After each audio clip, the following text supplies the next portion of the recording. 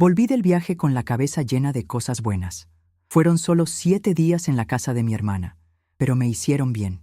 Conversamos, reímos y conseguí desconectarme un poco de la rutina agotadora de estar siempre disponible para todo el mundo.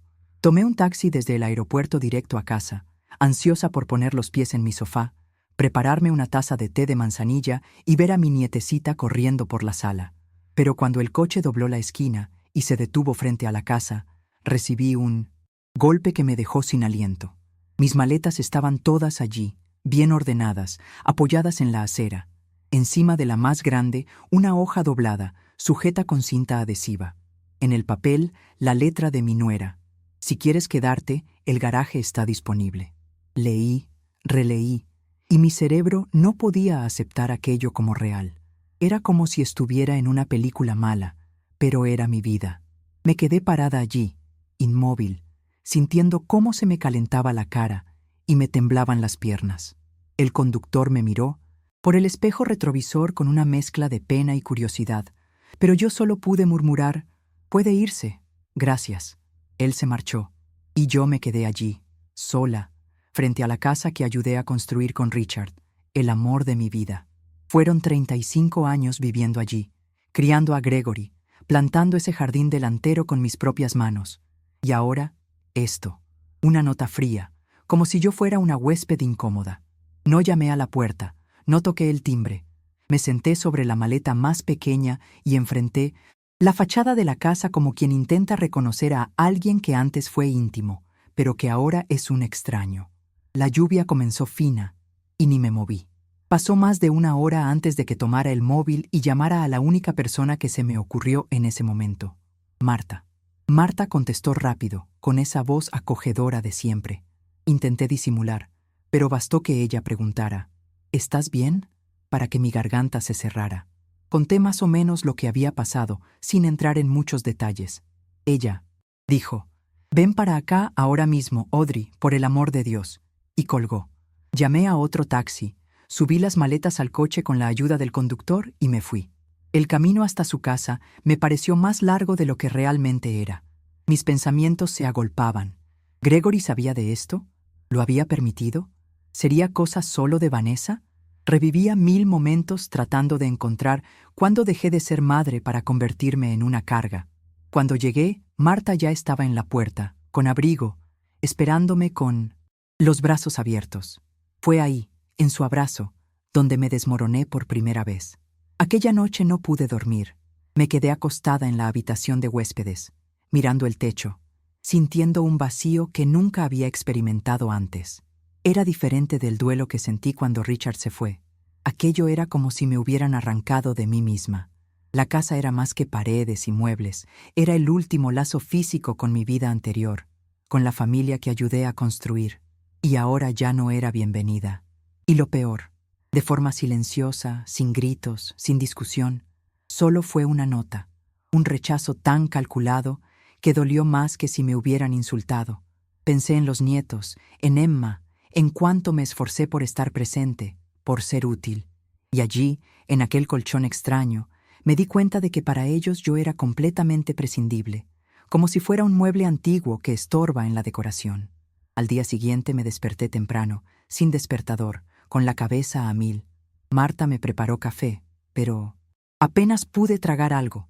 La vergüenza se mezclaba con la rabia, con la tristeza, con una sensación de injusticia que no sabía dónde meter. Me repetía a mí misma: «No puede ser, esto no está bien». Pasé toda la mañana intentando entender cómo había ocurrido aquello.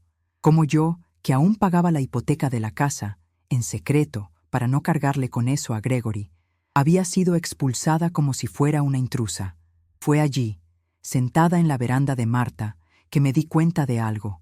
No me habían echado de 1906. La casa ayer. Esto venía pasando despacio, durante años. Un comentario hiriente por aquí, una mirada impaciente por allá, un cambio sutil de espacio, de tono. Yo simplemente no quise verlo, no quise creerlo. Más tarde, Marta me hizo sentar y hablar. Es de esas amigas que no andan con rodeos, ¿sabes? Dijo que lo que me habían hecho era inhumano y que no debía aceptar aquello en silencio. Y entonces mencionó a su sobrino, Rafael, que es abogado. Dudé al principio. No quería parecer que estaba yendo a la guerra contra mi propio hijo. Seguía siendo Gregory, mi niño, aunque se hubiera convertido en un hombre frío. Pero ella insistió. Audrey, ellos ya fueron a la guerra con vos, y están ganando. Eso me golpeó como una bofetada. Llamé a Rafael al final de la tarde, aún temblando, y acordamos vernos al día siguiente. Y así empezó la primera chispa de algo que no sentía hace mucho, la voluntad de reaccionar. Al día siguiente fui a la oficina de Rafael con una carpeta vieja donde guardaba todos los comprobantes de pago de la hipoteca. Él fue directo al grano, sin mucha ceremonia, y dijo que el hecho de que yo estuviera cubriendo las cuotas sí podía configurar un derecho sobre el inmueble, aunque hubiera transferido la escritura a nombre de Gregory. Era una situación compleja, pero no imposible de revertir. Escuché todo con el corazón encogido, sintiéndome un poco ridícula por estar en esa posición. Una señora de casi 70 años intentando demostrar que aún tenía derecho a su propia casa. Pero al mismo tiempo, algo en mí empezó a moverse, una especie de indignación silenciosa, cansada de ser pisoteada. Rafael pidió copias de todo y dijo que lo analizaría con calma. Volví a la casa de Marta más ligera, todavía triste, sí, pero con un plan. Y eso hacía toda la diferencia. En los días siguientes comencé a ordenar mis pensamientos. Marta me ayudó mucho, me distraía, me recordaba quién era. Un día me miró y dijo: «Tenés que ocupar tu tiempo con algo tuyo, no solo esperar noticias del abogado». Y tenía razón. Así que empecé a buscar trabajo.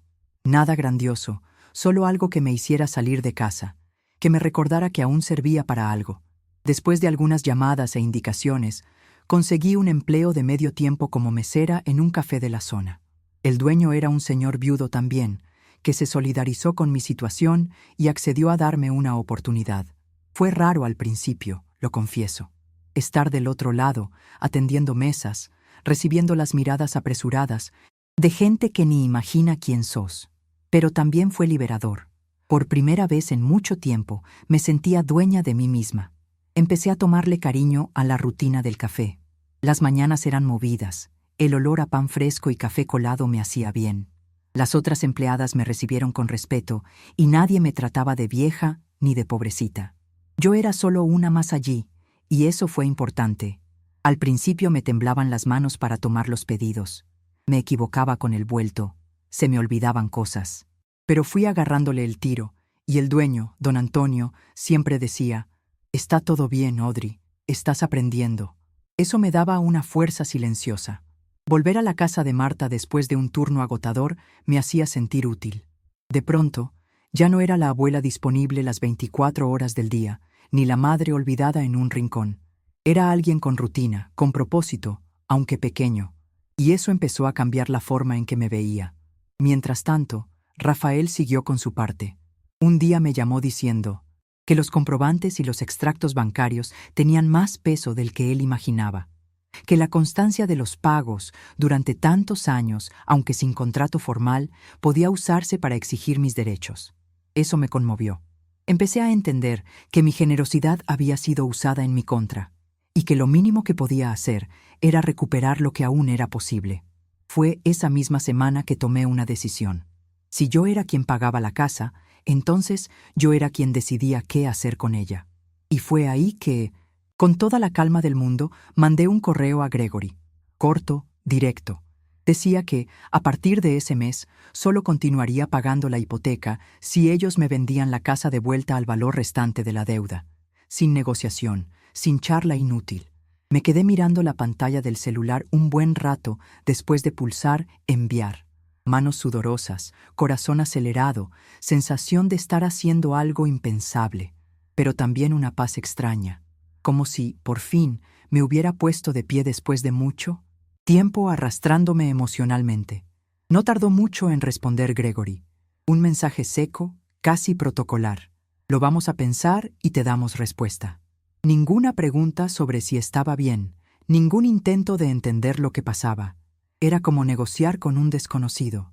Eso dolió más de lo que quisiera admitir, pero me mantuvo firme en mi decisión. Sabía que, si cedían, no lo harían por amor, sino por conveniencia. ¿Y sabes qué? Está bien. Yo ya no quería afecto fingido, quería respeto, quería de vuelta lo que era mío, lo que construí con Richard con tanto sacrificio. Algunos días después, Vanessa me llamó. Contesté con el estómago revuelto, sin saber si venía más veneno o un intento de revertir la situación. Pero fue más simple de lo que esperaba. Dijo que habían hablado y que, si yo podía aprobar los pagos, lo cual obviamente podía, lo mejor era resolverlo pronto. Dijo que aceptaban la propuesta. Venderían al saldo restante de la hipoteca. Le agradecí con voz firme, pero colgué y lloré, como una niña. No de tristeza, era algo distinto. Era como reencontrarme conmigo misma, como si hubiera ganado una batalla silenciosa que nadie vio, pero que me costó noches, lágrimas y buena parte de mi inocencia. Sabía que, de ahora en adelante, nada sería igual, pero por primera vez en mucho tiempo sentía que el camino volvía a ser mío. El proceso de transferencia llevó unas semanas. Rafael se encargó de todo con mucha seriedad, y yo acompañé cada etapa con los pies en la tierra. No era una venganza, era una restitución. Durante ese tiempo, seguí trabajando en el café, manteniendo mi rutina, recobrando mi eje. Algunas personas cercanas empezaron a comentar que estaba más alerta, más viva. Y era verdad. Hasta mi forma de caminar había cambiado. Ya no me sentía tan invisible. Cuando finalmente firmamos el contrato y las llaves volvieron a mis manos, tuve un deseo inmenso de correr a la puerta de la casa, gritar bien fuerte y abrir todas las ventanas. Pero no lo hice. Entré en silencio, sola. Abrí la puerta, respiré hondo y apoyé mis manos en las paredes de la sala, como quien toca a un viejo amigo que ha vuelto a casa. El lugar estaba diferente, más frío, más impersonal, como si ya no recordara tanto la casa donde crié a mi hijo, donde Richard leía el periódico en la veranda los domingos. Pero no me importó, porque esa casa era mía de nuevo, y sobre todo, yo volvía a ser mía. Empecé limpiando cada rincón con calma, sin prisa, como quien cura una herida antigua. Guardé las fotos de la familia en una caja, por ahora. No porque quisiera borrar todo, sino porque necesitaba respirar un poco sin recordarlo todo a cada rato. Con el tiempo colgué cuadros nuevos, planté flores nuevas en el jardín delantero y cambié las cortinas de la cocina. Cosas sencillas, pero que marcaban este nuevo comienzo. Y por primera vez en mucho tiempo, cuando me senté en el sofá, sola, con mi té de manzanilla, sentí que estaba en casa. De verdad. Gregory no volvió a aparecer. Ni él, ni Vanessa. Emma, mi nieta, me mandó un mensaje tímido unos días después diciendo que me extrañaba. Respondí con cariño, pero sin entablar conversación. Ya no quería volver a ponerme en ese lugar de quien suplica afecto. Ella seguía siendo una niña, pero empezaba a entender las dinámicas de la familia. Quizá algún día nos reencontremos de verdad, pero yo necesitaba tiempo. Por primera vez, comprendí que la maternidad no es sinónimo de anularse. Durante toda mi vida dije que sí. Bajé la cabeza. Tragué cosas por el bien de la familia. Y al final, me descartaron como si todo mi esfuerzo no valiera nada. Ahora ya no quería fingir que todo estaba bien solo para mantener la paz. Esa paz me había costado demasiado caro. Volví a vivir de a poco. Empecé a caminar temprano por la mañana antes de ir al café. Encontré un grupo de señoras que se reúne a leer en la plaza y empecé a ir cada semana. Una de ellas, doña Iracema, me dijo: «Tenés una luz que se siente desde lejos, Audrey». Me reí sin saber muy bien cómo reaccionar, pero esa frase se me quedó grabada. Quizá era cierto. Quizá estaba reavivando alguna luz que había estado apagada por mucho tiempo.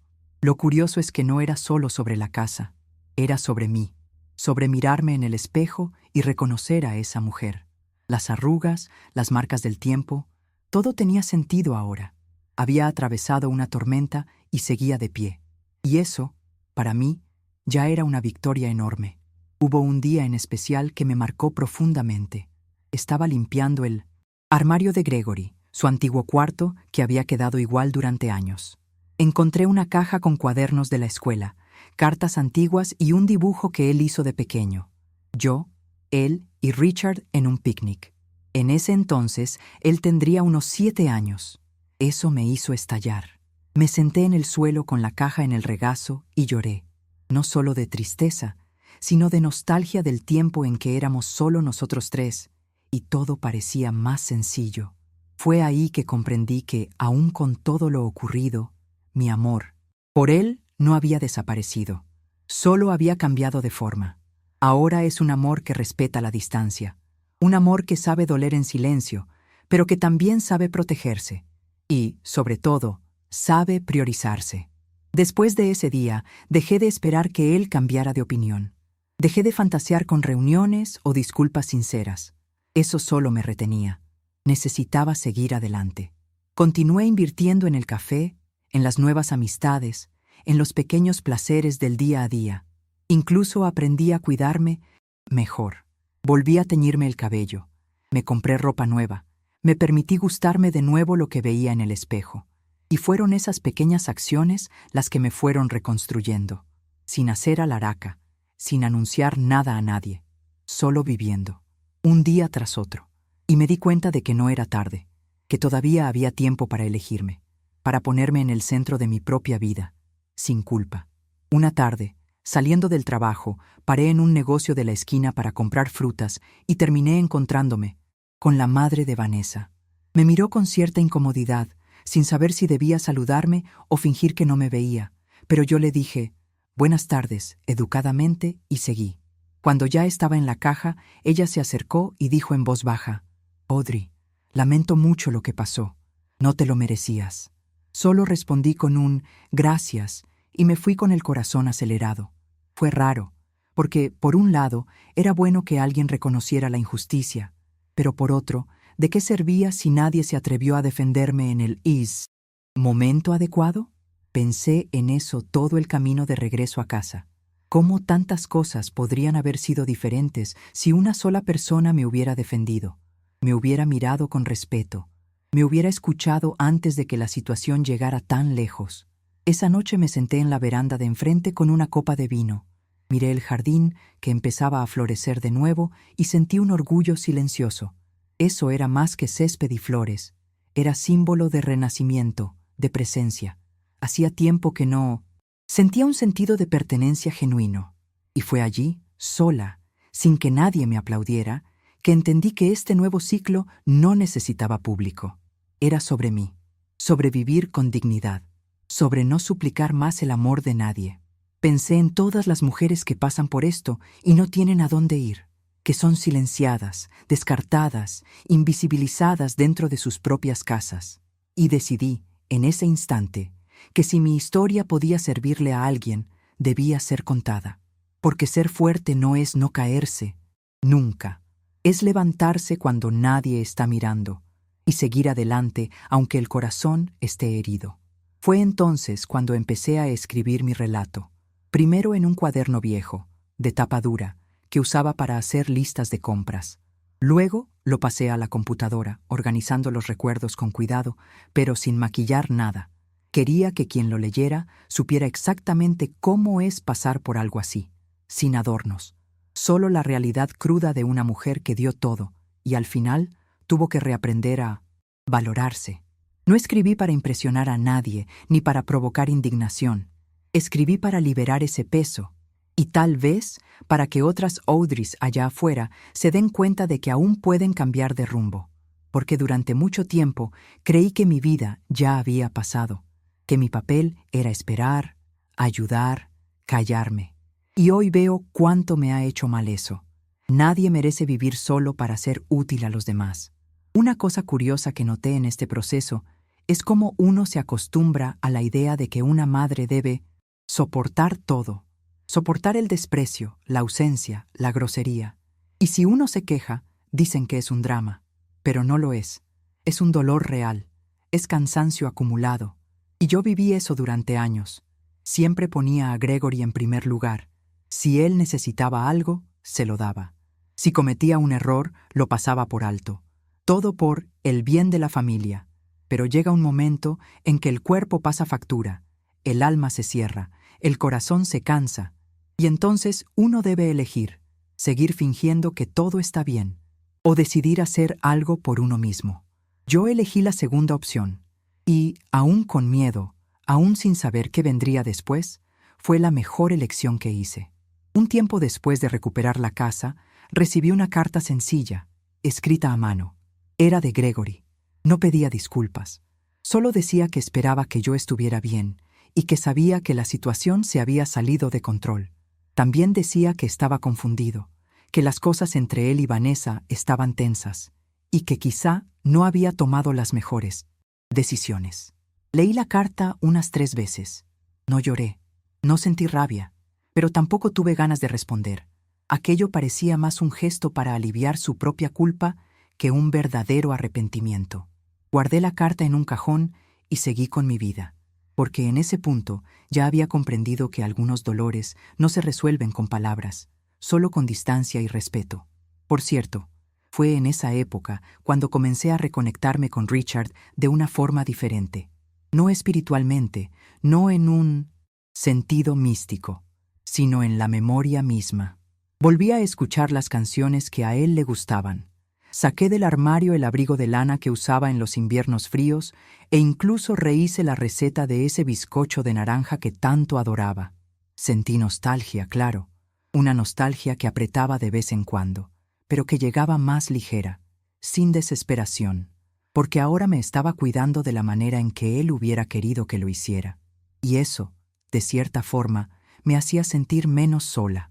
Sabía que él estaría orgulloso, no porque yo hubiera recuperado la casa, sino porque yo me había recuperado a mí misma. Poco a poco, fui creando nuevos hábitos dentro de casa, cosas que antes nunca hacía porque siempre estaba ocupada con los demás. Empecé a cocinar solo para mí, sin prisa. A veces probaba una receta nueva, otras veces simplemente calentaba una sopa y la comía frente al televisor, viendo mi programa favorito. También comencé a poner música mientras limpiaba y dejaba la ventana de la sala siempre abierta para que entrara luz. Era como si realmente estuviera ocupando la casa, sin pedir permiso, sin encogerme. La casa que antes me parecía pesada, llena de fantasmas emocionales, se fue volviendo más ligera. Le fui imponiendo mi ritmo, mi manera de ser. Y en medio de todo eso, me di cuenta de que esta nueva etapa no era solo un punto de partida, era un renacimiento. Yo estaba renaciendo, solo que ahora con arrugas, con cicatrices, pero también con mucha claridad de quién era. Día, volviendo del mercado, me encontré con una vecina de toda la vida, la señora Clelia. Me miró sorprendida y dijo: «Vaya, Audrey, estás tan diferente. Estás más guapa, ¿sabes?» Reí, algo cohibida, y le respondí que era solo el sol de la mañana. Pero por dentro lo supe. Era diferente de verdad, porque ya no caminaba con los hombros encorvados. Miraba a la gente con firmeza. Respondía sin titubear. Y eso brotaba desde dentro. Venía de todo el proceso que había vivido, del dolor que enfrenté y de la decisión que tomé de no aceptar nunca más menos de lo que merecía. No era vanidad, era autoestima, algo que me faltó durante muchos años. Y en ese instante, allí en mitad de la acera, comprendí cuánto había cambiado. Y, por primera vez, me gustó profundamente la mujer en la que me había convertido. En el café, empecé a forjar lazos más allá del trabajo. A veces, las chicas me invitaban a comer después del turno, e incluso me añadieron a un grupo de WhatsApp con chistes, memes y conversaciones triviales del día a día. Puede parecer poco, pero para mí era mucho. Era la señal de que volvía a formar parte de algo, de que mi presencia era notada.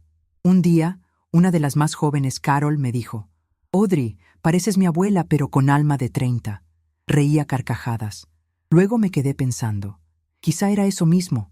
Quizá esta nueva versión de mí era más ligera, más conectada con la vida, con lo que de verdad importa. Y allí, entre risas y bandejas, advertí que la vida aún podía sorprenderme.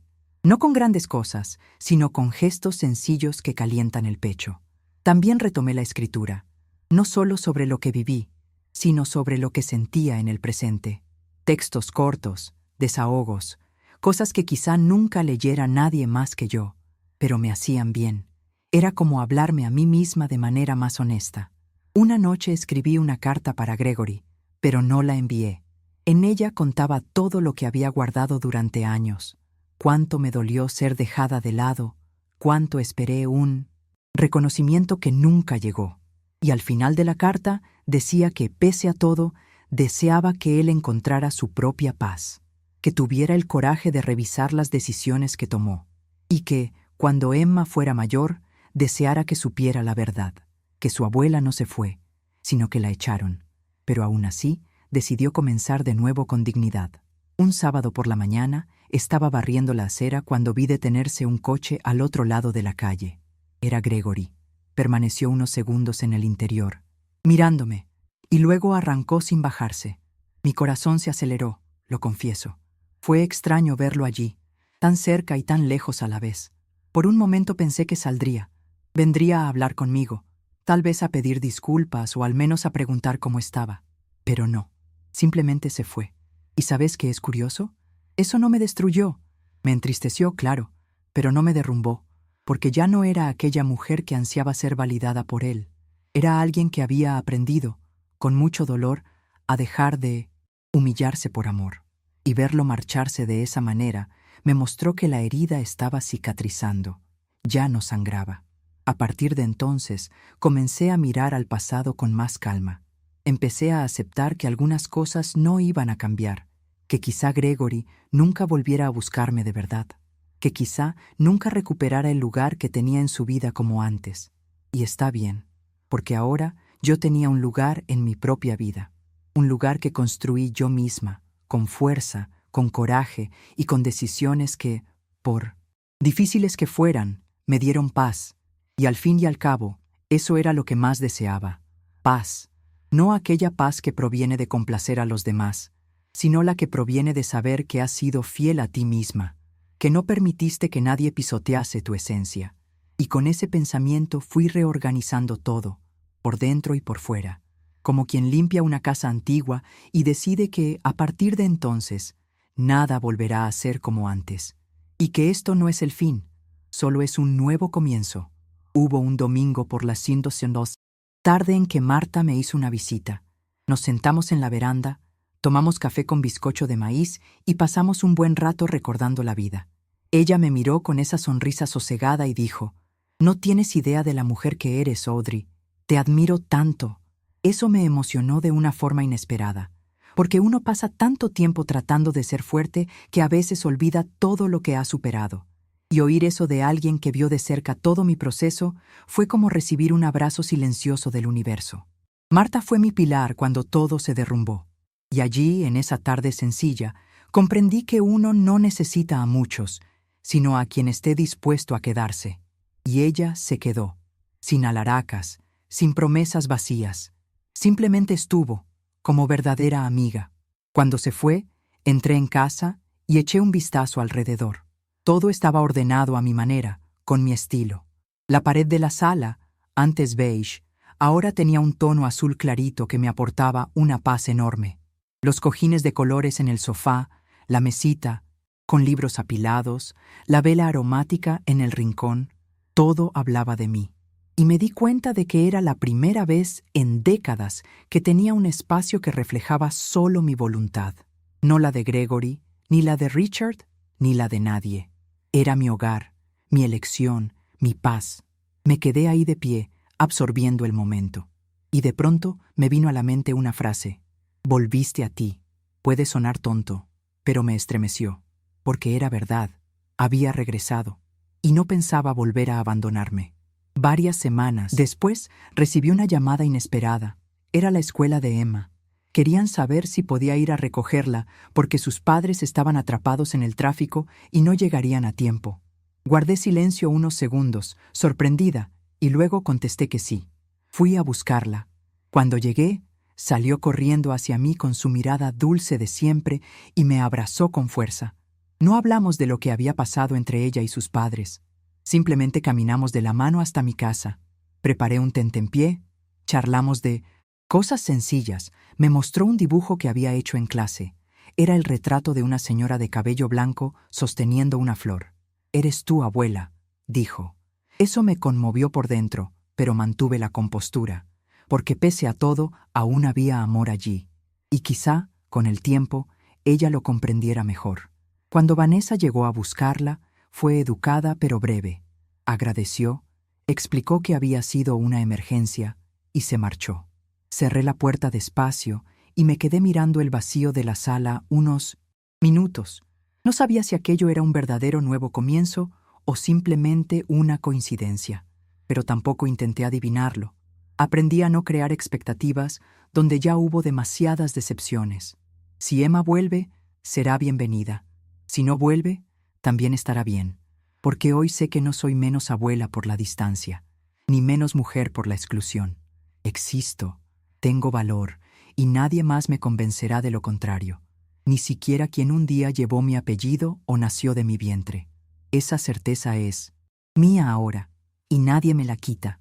El otro día, una joven en el café me preguntó si estaba jubilada y por qué seguía trabajando. Sonreí y dije, porque ahora trabajo para mí. Ella rió, creyendo que era broma, pero no lo era. Trabajar, para mí, se convirtió en algo más que ganar dinero.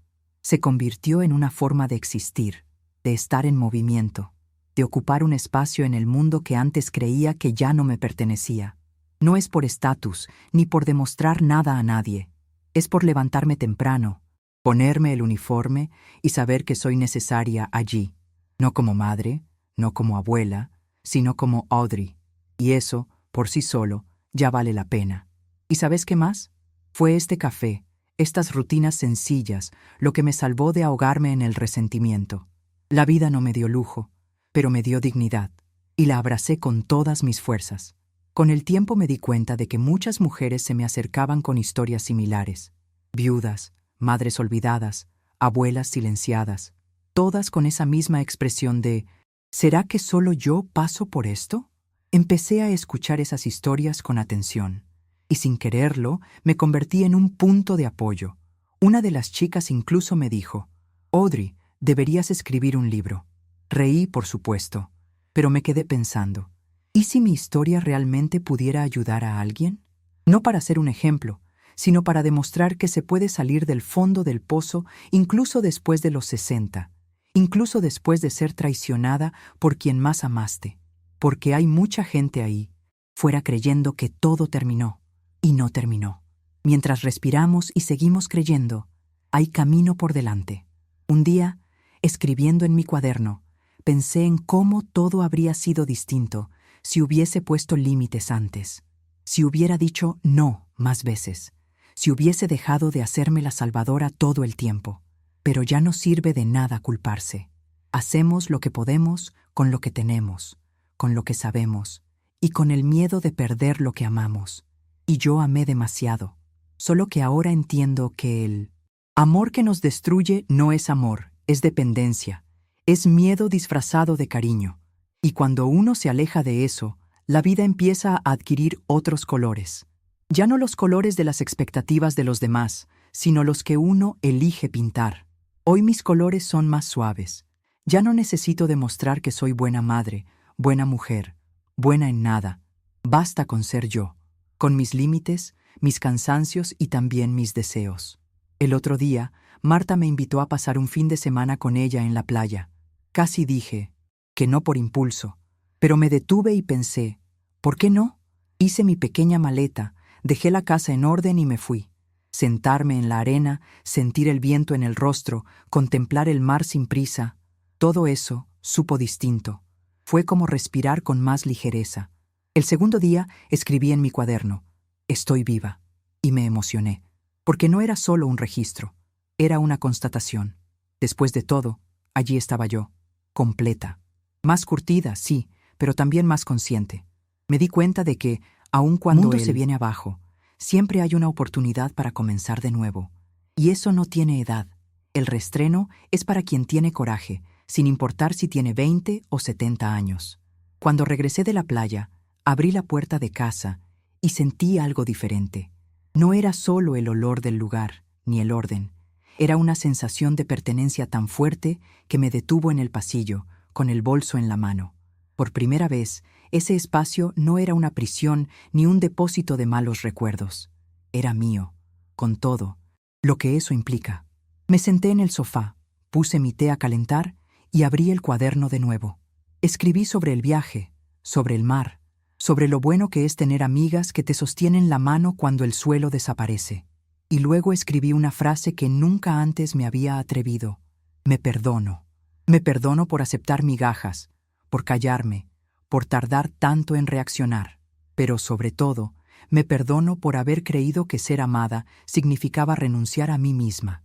A partir de ese momento, empecé a cuidar más de mi tiempo. Comencé a decir no con más facilidad. Rechacé invitaciones que me desgastaban, limité conversaciones que me hacían sentir mal e incluso me alejé de personas que solo se acercaban cuando necesitaban algo. No por rencor, sino por amor propio. Aprendí que el amor sin respeto no sirve, que los lazos sin cuidado no perduran, y que quien solo nos ve como un apoyo jamás preguntará cómo está nuestro corazón. ¿Y sabes qué? Ya no siento culpa por eso. Hoy mi energía se reserva para quien verdaderamente me ve, para quien suma, para quien escucha, para quien camina a mi lado y no sobre mí. Eso no me volvió amarga, me volvió lúcida. Y vivir con lucidez después de tanto tiempo apagándome es el mejor regalo que podía darme. Estos días, paseando por el centro, vi a una señora sentada sola en un banco, con una maleta al lado. Miraba a su alrededor con aire perdido, parecido al que yo debía tener cuando me quedé en la acera con mis maletas, el día en que todo se volvió del revés. Quise acercarme para ofrecer ayuda, pero antes de hacerlo, un joven se paró y comenzó a hablar con ella. Sonreí por dentro, porque, en el fondo, sé que todos necesitamos una mano tendida en algún momento de la vida. Yo tuve la de Marta, y eso marcó la diferencia. A veces no hace falta arreglar el mundo, solo ofrecer un refugio temporal a alguien hasta que encuentre el camino de vuelta a casa. Y deseé de verdad que aquella señora reencontrara el suyo.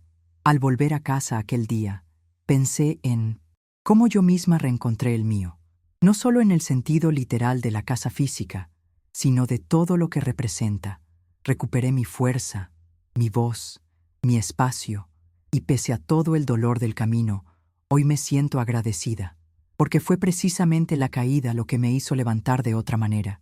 Si hubiera seguido complaciendo, tal vez seguiría allí, anulándome un poco más cada día. No romanticé lo que pasó. Fue cruel, fue duro, me destrozó por dentro durante un tiempo, pero fue real, y fue mío, y, al mirar atrás, puedo ver que todo ello construyó a la mujer que soy ahora, una mujer que ya no baja la cabeza, que ya no espera ser aceptada para sentirse viva, porque hoy, quien me valida, soy yo.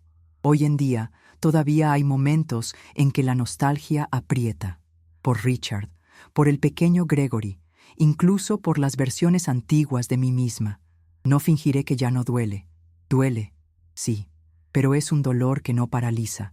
Es el dolor que solo surge cuando has amado de verdad, cuando algo realmente importaba. Y no me avergüenzo de él. Solo no permito que me defina. Ahora, cuando aparece, respiro profundo, miro a mi alrededor y recuerdo lo que construí con mis propias manos. El coraje que tuve de volver a mí. Y entonces el dolor se aquieta, pierde fuerza, porque sé que, por más ruido que haga el pasado, quien gobierna el presente soy yo. Y eso basta. Y por eso decidí escribir todo esto aquí, porque si alguien lo está leyendo y se siente descartado, olvidado, invisible, quiero que sepa que todavía hay tiempo, que no necesitas aceptar migajas solo porque crees que es demasiado tarde para empezar de nuevo. No lo es. Yo soy la prueba viviente. A los 68 años empecé de cero. Trabajé, enfrenté, perdí, lloré. Pero también reencontré, crecí y me elegí a mí misma por primera vez en mi vida. Y si puedo dejar un único mensaje a quien haya llegado hasta aquí, es este. La dignidad no es un lujo, es una necesidad. Y ningún amor, ningún vínculo, ninguna tradición vale tu paz. Si algo te rompe, aléjate. Si algo te apaga, sal de escena. Y si nadie te tiende la mano, tiéndetela tú mismo. Empieza por ahí. Lo último que quiero decir es que nunca más permitiré que decidan por mí cuál es mi lugar, porque quien habita en su propia piel no necesita rogar por un refugio. Hoy, mi casa soy yo, Y todo lo que viene de fuera es visita. Bienvenida, sí, pero no esencial. Y eso lo cambia todo. No me convertí en una mujer amarga ni en alguien fría. Me convertí en una mujer completa. Y ser completa, después de haber sido rota tantas veces, es mi mayor acto de resistencia. Si mañana mi historia vuelve a cruzarse con la de Emma, o incluso con la de Gregory, sabré acoger, pero no a costa de mí misma. Porque ahora sé mi valor. Y si algún día vuelven a dudar de mí, no me afectará. Porque nunca más dudaré. Termino este relato con el corazón en paz. Aún hay rencores, claro. Aún hay preguntas sin respuesta.